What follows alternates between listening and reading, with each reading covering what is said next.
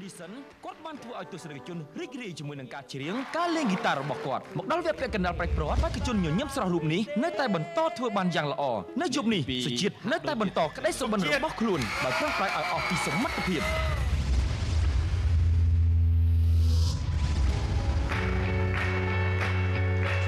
ពិតជាមិននឹកស្មានថាខ្ញុំបាទគឺមានឱកាសបានឡើងមកកាន់វគ្គផ្ដាច់ព្រាត់នៃកម្មវិធី Cambodia's Got Talent កើតមកហេតុអ្វីត្រូវខូចជាសុជាតិគឺជាបេក្ខជនមិនត្រឹមតែច្រៀងបានទេគាត់អាចលេងឧបករណ៍បានទៀតហើយភាពតាក់ទាញរបស់គាត់មួយកន្លែងគឺនាងខ្ញុំសង្កេតឃើញថាភាពញញឹមរបស់គាត់រស់រាយរាក់ទាក់សង្ឃឹមថាយប់នេះទស្សនិកជននឹងវោតឲ្យគាត់បានច្រើនយ៉ាប់នៅយប់នេះផងដែរខ្ញុំបាទនឹងមានអ្វីដែលកាន់តែអស្ចារ្យហើយបញ្ចេញឲ្យអស់ពីសមត្ថភាពដែលខ្ញុំបាទមានខំវឹកហាត់ជាយូរមកហើយជាមួយនឹងបទចម្រៀងដែលទើបតែនិពន្ធថ្មីដែលមានអត្ថន័យយ៉ាងជ្រាលជ្រៅដែលអស្ចារ្យបងប្អូនប្រិមិត្តនឹងបោះឆ្នោតផ្ញើសារគាំទ្រដល់រូបខ្ញុំបាទដើម្បីទទួលបានជ័យលាភីសម្រាប់រដូវកាលទី1នៃកម្មវិធី Cambodia's Got Talent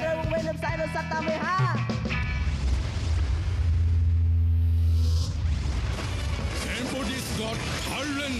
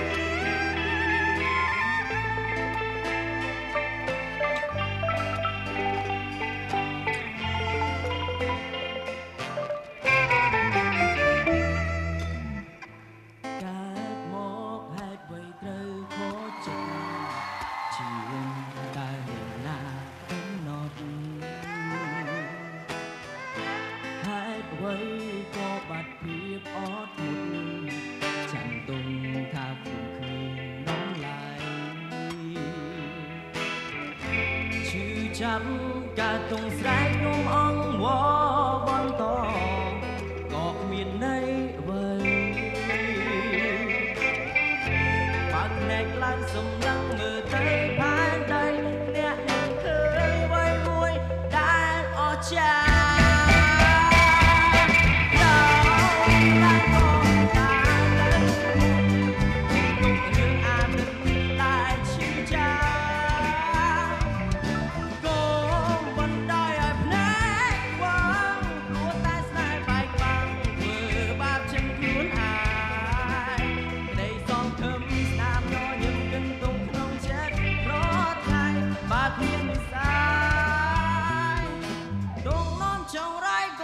ចាញ់ឡើ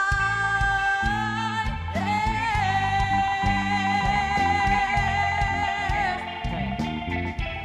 ពលឺ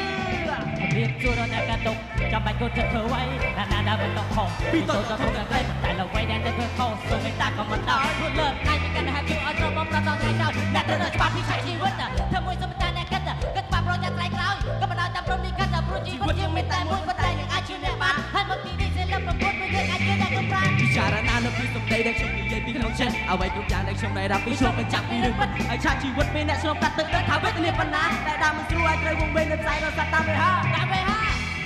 អូខេចាយ៉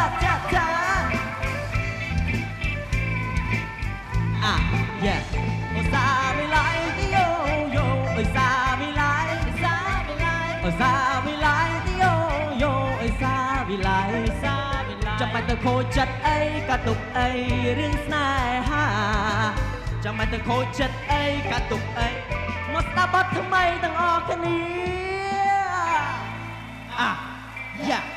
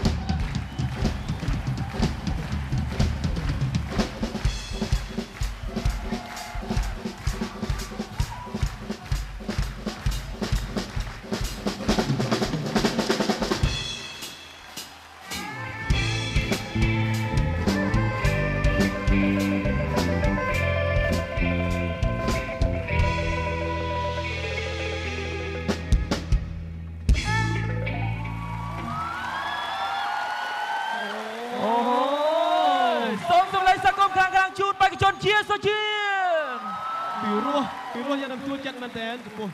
ជនជាតិសេជាតិបាននៅក្នុងការបង្ហាញជូននៅក្នុងបទវគ្គផ្ដាច់ព្រាត់ពិតជាធ្វើឲ្យខ្ញុំបាទព្រឺសម្បល់មែនតើចេះរើសយកបកនឹង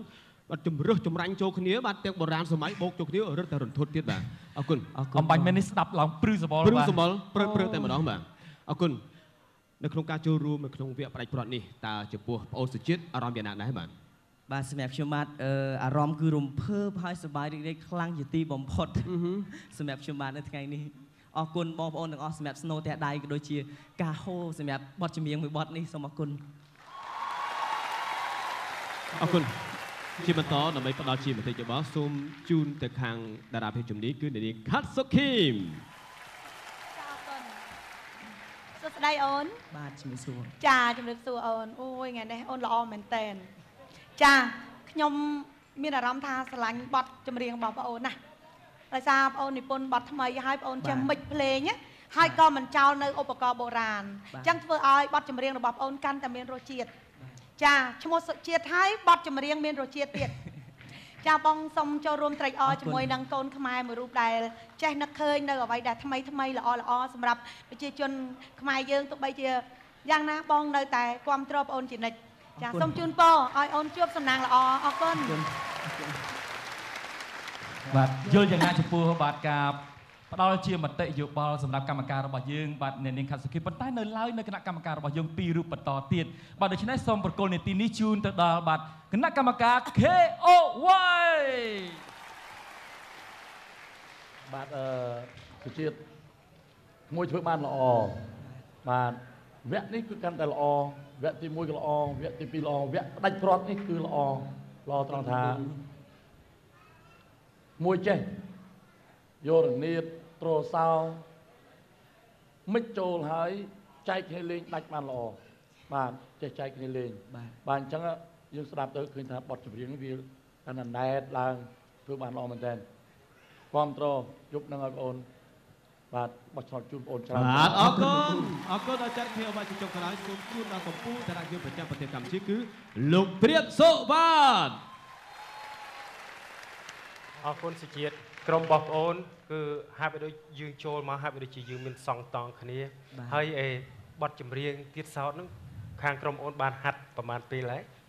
រយៈពេលប្រហែលជាង1ខែតែធ្វើបានល្អមែនតើសូមសរសើរបាទល្អណាស់អរគុណ